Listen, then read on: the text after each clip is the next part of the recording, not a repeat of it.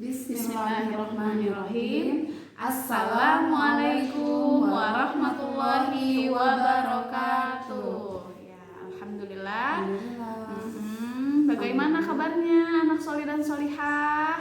Alhamdulillah luar biasa, tetap semangat, Allahu Akbar. Alhamdulillah, mudah-mudahan anak solih solihah di rumah selalu sehat, tetap semangat belajarnya. Ya. Untuk kehadiran pada video pembelajaran ini tidak bosan-bosan, Taja mengingatkan, mari anak-anak solih dan solihah di rumahnya memutar video pembelajaran setiap harinya yang Ustazah kirim. Diputar, disimak, dipelajari ya, dan sambil dibuka buku temanya. Dan kalau ada komentar atau saran boleh juga ditulis di video tersebut. Selanjutnya anak-anak yang solih solihah agar kegiatan pembelajarannya itu selalu ada dalam ridho Allah. Marilah kita membaca doa. Iya. Bismillahirrahmanirrahim. Allahumma inna nas'aluka ilman nafi'an wa rizqan thayyiban wa amalan mutaqabbalan. Amin ya rabbal alamin. Ya Allah, berikanlah kami ilmu yang bermanfaat, rezeki yang baik, dan amalan yang keterima. Amin. Nah, selanjutnya alhamdulillah hari ini kita masih masih diberikan kesehatan ya, untuk memberikan materi pembelajaran subtema 2 tentang pertumbuhan dan perkembangan pada manusia, dan kita memasuki pembelajaran keempat. Pembelajaran keempat. Iya, pembelajaran keempat. Kemarin sebelumnya kita sudah membahas lebih dalam tentang perkembangan dan pertumbuhan manusia. Pada pembelajaran mempelajari lebih dalam tentang makanan yang bergizi. Jadi faktor yang mempengaruhi atau penyebab dari pertumbuhan manusia itu, pertumbuhan dan perkembangan ya, itu ada yang pertama makanan. Kemarin udah kita sebutkan di pembelajaran pertama. Di pembelajaran yang kedua, lalu berolahraga. Nah, di pembelajaran yang hari ini di pembelajaran hari ini kita juga di pembelajaran sebelumnya juga kita sudah mempelajari tentang olahraga. Olahraga yang disukai, olahraga yang baik bagi tubuh, sikap yang baik dalam berolahraga. Nah, kita juga sudah belajar sebelumnya tentang pengamalan nilai-nilai kedua dalam Pancasila dan belajar menghitung pengurangan bilangan 4 angka dengan teknik meminjam dan dengan teknik tidak meminjam. Nah, selanjutnya ada juga yang sangat dibutuhkan oleh tubuh, yaitu istirahat. Jadi selain tubuh kita membutuhkan makanan yang bergizi seimbang, olahraga yang cukup, lalu tubuh juga bukan istirahat atau tidur. Nah, Taja, tentang tidur ini, jadi kan tidur ternyata kebutuhan tubuh kita sangat dibutuhkan oleh makhluk hidup. Nah, ngomong-ngomong tidur, ternyata ketika kita sedang tidur ini, ternyata kita itu berada dalam alam bawah sadar. Jadi memang tidak sadar. Jadi yang bekerja itu hanya paru-paru masih tetap bernapas. Jantung masih tetap berdenyut. Namun ternyata kita itu tidak sadar. Merasakan. Jadi kita tidak merasakan yang di sekitar sedang apa karena kita sedang tidur. Jadi kita tidak merasakan, tidak tahu gitu ya, apa yang saat kita tidur itu apa yang sedang terjadi di luar sana, kita tidak tahu. Jadi tapi memang kita tidak meninggal karena jantung kita masih berdenyut, napas kita masih bernafas. Nah, anak-anak yang solih, yang solihah, ternyata memang inilah karunia Allah gitu. Jadi di saat manusia itu sudah melakukan aktivitas, kemudian sudah terpenuhi kebutuhannya dengan makan, kemudian dijaga kesehatannya dengan olahraga. Nah, kita juga disuruh sama Allah untuk istirahat. Dan karena memang sebetulnya manusia itu diciptakan yang paling sempurna, tetapi kita masih memiliki kekurangan karena kita makhluk hidup, makhluk yang diciptakan Allah yang memiliki kelemahan, itu tadi membutuhkan istirahat. Sedangkan Allah itu maha kuasa. tidak tidur. Ya, Allah itu maha mengawasi. Maha mengawasi. Setiap saat kita ya, ketika ada di rumah, ketika ada di sekolah, ketika sedang bekerja orang tua, Iya. di dalam kita bersembunyi dimanapun, Allah tuh sebenarnya mengawasi kita. Mengawasi semua. kita. Jadi Allah itu Tidak pernah tidur. Yang tidur itu hanya makhluknya. Makhluknya. Itulah perbedaan antara makhluk dan Sang Pencipta. Iya. Nah, ternyata Manfaat tidur itu juga merupakan istirahat yang paling paling baik. baik. Nah, Anak-anak. pada saat tidur itu otot-otot dan pikiran semuanya, semuanya itu istirahat. Nah, dengan tidur yang cukup, maka tubuh kita itu akan kembali bangun segar. pagi hari itu ya kan, Akan kalau kita segar. setelah beraktivitas dari pagi siang ya, Capek, tubuh dan lelah. malam hari kita tidur, pagi itu kita segar banget. Kalau kita sudah istirahat, otot diistirahatin, pikiran diistirahatin. Tapi lain bangunnya halnya segar dan bugar. lain halnya dengan orang yang kurang tidur. lemas, Nah, mengantuk, kurang bergairah, kurang bersemangat, Iya, kurang bersemangat. dan bahkan itu bisa cepat terserang penyakit. Alhamdulillah. Nah, ini anak-anak soleh di sini kita kalaulah tidak ada hal yang bermanfaat, jangan begadang. Iya. Ya, jangan tidur terlalu malam. Jadi kan kata lagu Roma Irama juga bisa nggak tadi lah? Begadang jangan bergadang. Oh iya, salah katanya ya. kalau tiada gitu Ya, gitu ya. Jadi ternyata memang betul apa kata lagu. Kalau ternyata kita tidak tidur, tidak istirahat, nanti besoknya lagi kita tidak akan pulih kondisinya, akan ngantuk, lemas, tidak bergairah. Kemudian juga mudah terserang penyakit. Iya. Lalu kemarin tuh saya membaca ya, menurut kesehatan itu tidur itu berapa jumlahnya yang cukup? Iya, untuk anak-anak itu kebutuhan tidur itu adalah 8 sampai 10 jam. Orang Nah, sedangkan dewasa? untuk orang dewasa itu 6? dibutuhkan 6 sampai 8 8 jam per Jadi kita hari. hitung nih, kalau anak-anak sudah harus tidur dari pukul berapa? Dari pukul Kalau dari pukul 8 8 berarti ya, dari pukul 9 berarti ya, dari pukul 9. Iya. Dari pukul 9, 10, 11, 12, 1, 2, 3, 4. 5. Nah, bisa kalau mau 8 jam berarti pukul 4 harus sudah bangun, sebelum subuh harus bangun. Oh iya, sebelum subuh. Bisa itu melakukan dulu ibadah tahajud. Kalau tidurnya awal ya. Iya. Jam 9 tuh udah tidur. Kita pukul 4 itu sudah bisa bangun, melaksanakan ibadah sholat tahajud. Nah, Dilanjutkan kita tilawah melakukan sholat subuh. subuh, kemudian zikir pagi. Iya, lalu bisa tuh berolahraga Ustazah Bisa. biar tubuhnya fresh Fresh sehat. lagi. Jadi menghirup udara pagi itu ya, udara Iya. segar itu sangat baik bagi Bagus, oksigen paru-paru. Oksigennya masih bagus. Nah, kalau misalkan kita mau nih 8 jam sampai 10 kan, 8 jam sampai 10 jam. Kalaupun telat gitu nggak bisa bangunnya 4, setidaknya maksimal kita bangun pukul 5. Iya, pas waktunya. Nah, kalau tidurnya jam 9, kalau kita mau waktu tidurnya agak lama 10 jam, berarti kita tidurnya jangan jam 9, dari jam 8 kita sudah tidur. Iya. Jam 8 udah tidur nih. Jadi kita sudah Jadi setelah sholat isya tuh ya, Nah. belajar sebentar. Ya, Nah, setelah itu kita jam 8 tuh tidur. mulai Berarti tidur. kita tidurnya 9, 10, 11, 12, 1, 2, 3, 4, 5 tuh 9 jam bisa istirahat. Nah, jam 5 itu udah maksimal harus Tapi itu bangun. sudah cukup ya, waktu tidur segitu tuh tidak boleh kita bangun jam 7. Itu terlalu jangan. berlebihan ya. Kalau tidur itu kalau yang sehat itu yang cukup. Iya, yang kalau yang tidak terlalu berlebihan. banyak, berlebihan. Atau tidak kurang. Tidak kurang. Kalau kebanyakan itu malah akan membuat kalau kebanyakan tidur itu akan membuat badan sakit juga. Dan iya, kita badan juga pusing. sel-sel otak itu akan banyak yang mati kalau kita Iya. tidurnya terlalu banyak. Tidak berkembang Tidak ya. berkembang. Kalau kita sel-sel otak banyak yang mati, nanti kemampuan otak juga dalam memahami ilmu itu akan rendah, tidak akan berkurang. Nah, gitu. Kalau untuk orang dewasa itu Iya. 6 sampai 8 jam.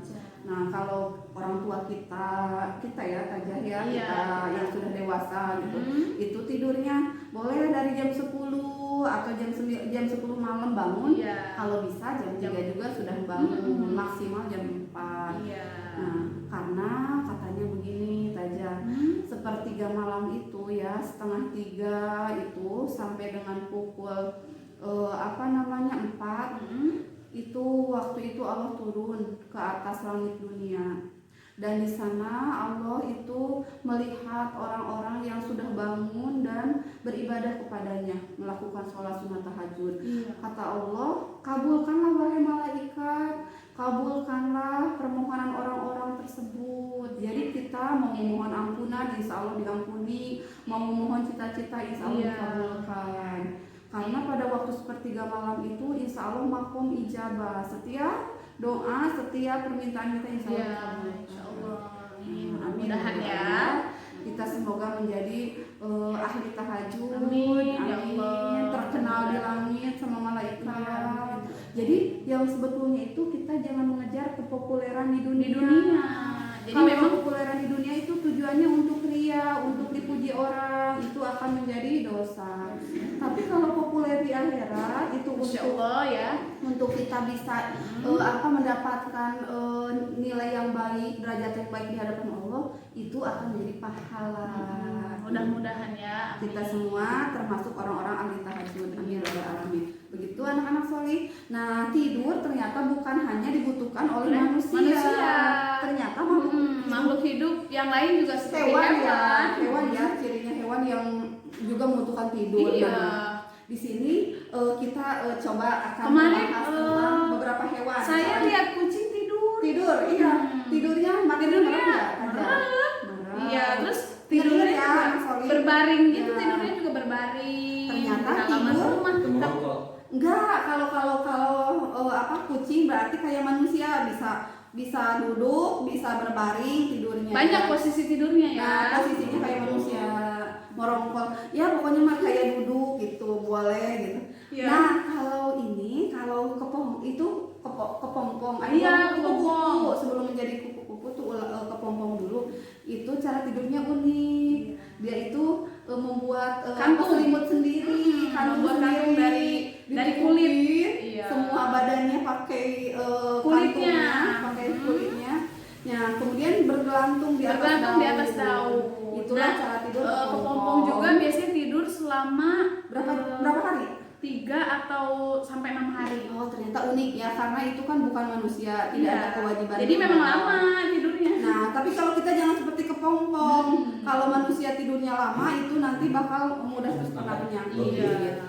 Kemudian soalnya ikan, kemarin lihat ikan tidurnya ternyata melek ya. Iya, ikan melek tapi istirahat gitu. Ada waktunya ikan juga butuh istirahat. Sama, namanya juga ikan itu, hewan itu kan makhluk hidup, jadi butuh waktu istirahat. Walaupun tidak terlihat tidur seperti manusia atau kucing tadi itu ya, tapi ikan juga di dalam akuarium itu atau di dalam air itu ya tidur istirahat. Soalnya kan ikan juga makhluk hidup, dia juga sama kayak manusia. Kalau udah banyak aktivitas itu dia lelah gitu. Kemudian kelelawar itu kalau yang sudah pernah memperhatikan, ternyata cara tidurnya itu dengan cara bergelantung di atas kakinya jadi ke atas, kepala di bawah. Tapi memang matanya melek ya. Coba ada yang tahu nggak kelelawar itu tidurnya di siang hari atau di malam hari? Di siang hari. Di siang hari dong. Iya. Kalau di malam hari kan kelelawar kan nyari beraktivitas, mencari makan. Karena matanya itu kan jadi matanya itu lebih bersinar, lebih kelihatan kalau dipakai di malam hari. Iya. Silau mungkin kalau siang hari ya. Nah, wawancara ya anak-anak yang solih boleh melakukan wawancara kita ke orang-orang yang terdekat dengan anak-anak. Misalnya ke mama, ke bunda, ke ayah, ke adik. Misalnya di sini nama bundanya ya, tuliskan nama bundanya, lama tidurnya berapa jam? 6 atau 8. Lalu kemudian nanti diwawancara kalau misalkan tidur itu manfaatnya untuk apa sih gitu. Kemudian kalau kurang tidur itu dampaknya apa? Menurut pendapat ibu, kalau banyak cukup tidur manfaatnya apa? Kalau menurut pendapat ayah, kalau kurang tidur manfaatnya apa? Nah, Taja, sebelum tidur itu ada beberapa hal yang harus memang apabila kita sudah berkeringat gitu ya, kan nggak enak. Jadi memang harus bersihkan dulu tangan kita, atau memang kalau baru pulang banget gitu ya, atau sudah melakukan aktivitas yang memang berkeringat, mandi dulu kalau bisa. Pakai air hangat kalau malam. Kalau malam. Jadi tuh memang kalau istilah umumnya itu kita harus mencuci tangan, mencuci wajah, untuk mencuci kesehatan kaki, ya, kesehatan ya. sikat gigi. Tapi kalau mau nih agar bisa menjadi pahala yang lebih baik lagi, berwudu sebelum tidur anak-anak voli kita itu sunnah ya. Dan memang Berwudu. kalau dilakukan ya sama, itu juga membersihkan semua anggota tubuh kita. Iya, semua ini dari mulai kan berwudu kan dari mulai mencuci tangan, Tangan, hidung, rongga hidung, rongga telinga, iya, kemudian wajah, tangan, kaki. Dan berwudu juga jikalau tidak memberatkan umat Rasul, itu sebetulnya dianjurkan bersikat gigi dulu, bersiwak. Iya, bersiwak. Jadi betul nih sesuai sesuai Jadi, dengan ajaran Islam ajaran. ya. Kita sebelum tidur harus berwudu, menggosok gigi atau bersiwak iya. itu ya. Kemudian kita juga harus memerapikan tempat tidurnya, Iya. jadi harus disapu, ya, pakai sapu lidi. Ya itu tuh apa Biasanya. namanya ya, dibersihkan tempat tidur. Kalau istilahnya mah ya pokoknya dihilangkan debu-debunya Iya, gitu ya. menggunakan sapu lidi biasanya. Sapu lidi Ustazah. atau bisa kain. Dan kalau di Islam itu ya, bukan Islam, maksudnya yang saya tahu gitu ya, itu juga sama seperti mengusir sesuatu yang ada di menempel pada kasur itu yang kita tidak tahu ya. Mungkin misalnya takutnya ada binatang gitu, atau memang ada apa gitu, yang paku-paku atau apa, jarum betul gitu ya. betul. Itu harus kita hati-hati ya, karena ketika tidur kita tidak sadar apa-apa, makanya sebelum tidur kita harus benar-benar memperhatikannya. Sambil baca doa auzubillahiminasyaitonirrajim 3 kali gitu, dibersihkan gitu, digebring-gebring apa ya namanya gitulah gitu, dibersihkan. Lalu kita juga nih harus berdoa sebelum tidur. Belum, kita harus memakai pakaian yang longgar. Oh iya tentunya. Jadi kan karena kita supaya mudah bernapas kayak gitu kan, namanya lagi tidur, dilonggarin pakaiannya, jangan sampai pakaiannya itu yang terlalu kencang, jangan gitu. Kan Ustazah nggak mungkin juga kita tidur menggunakan yang kencang. Iya Ya gitu. Kalau bisa ada pakaian khusus buat tidur, kayak gitu. Jadi yang longgar khusus atau baju tidur gitu ya. Nah, sunahnya juga kita harus mematikan lampu. Iya, mematikan lampu sebelum tidur. Dan memang kalau tidur itu biasanya lampunya memang harus dimatikan supaya memang benar otak tidak pikiran itu harus benar-benar istirahat. Iya. Dimatikan lampu, kemudian juga ini jangan lupa setelah berwudu, setelah menggosok gigi, membersihkan tempat tidur, memakai baju yang longgar, mematikan lampu, baru kita berdoa. Siap-siap tidur. Baca doanya dulu teh gimana? Bismillahirrohmanirrohim. Bismika Allahumma ahya wa bismika amut. Nah, setelah itu barulah kita tidur. Tidur posisi yang nyaman. Biasanya ke sebelah kanan. Menghadap ke sebelah kanan. Iya. Posisinya karena di sini kan di sebelah kiri ada jantung. Jantung, kalau jantung kita tidur ke sebelah kiri, ke sini itu tidak baik. Tidak baik untuk Jadi jantung. kerja jantung itu terhambat. Dari sebelah kanan menghadapnya.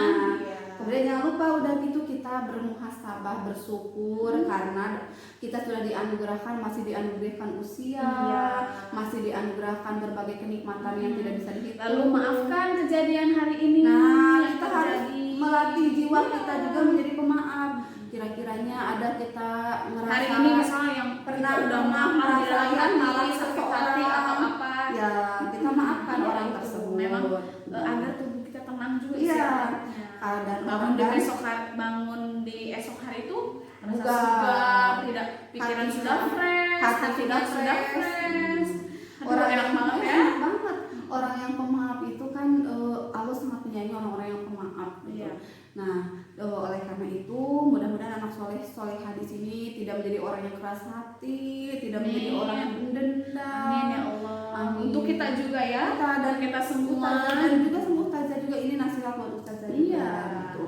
Nah itu ya, tolong anak-anak soli, kita sudah beberapa pembelajaran yang sudah kita pelajari di sana, sudah dipelajari sikap yang baik yang harus kita lakukan, bersyukur kepada Allah, rajin berdoa, kemudian kita juga harus menghargai orang lain, memaafkan orang lain jika memang punya salah. Ya, lalu kemudian membantu, suka membantu, menyayangi, suka membantu, suka menyayangi, menghormati orang tua, menghormati orang yang lebih tua. Jadi sikap di rumah itu biasanya kita menghormati orang tua, menghargai orang tua, menyayangi adik, kakak.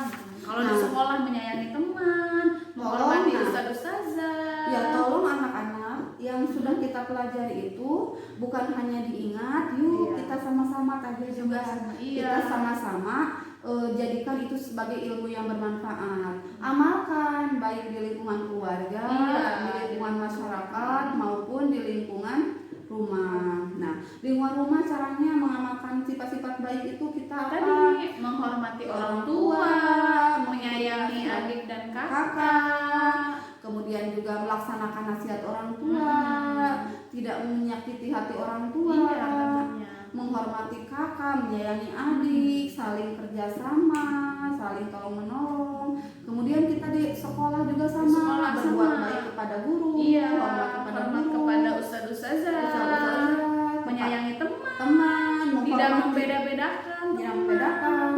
Ketika kita bertemu dengan seseorang, kita saling menebarkan salam. Nah, gitu. Ketika bertemu dengan guru mengucapkan salam, bertemu dengan teman kita mengucapkan salam. Di masyarakat pun harus, di warga sekitar rumah kita ya. Jadi jika kita bertemu dengan orang itu, kita harus salam.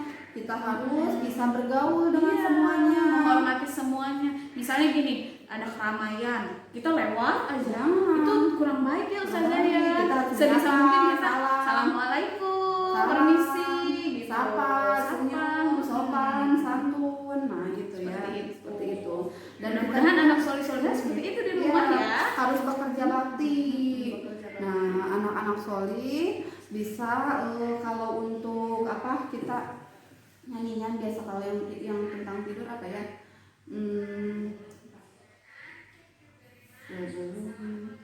Itu sebelum makan. Bisa sebelum kita tidur mari kita berwudu, jagalah.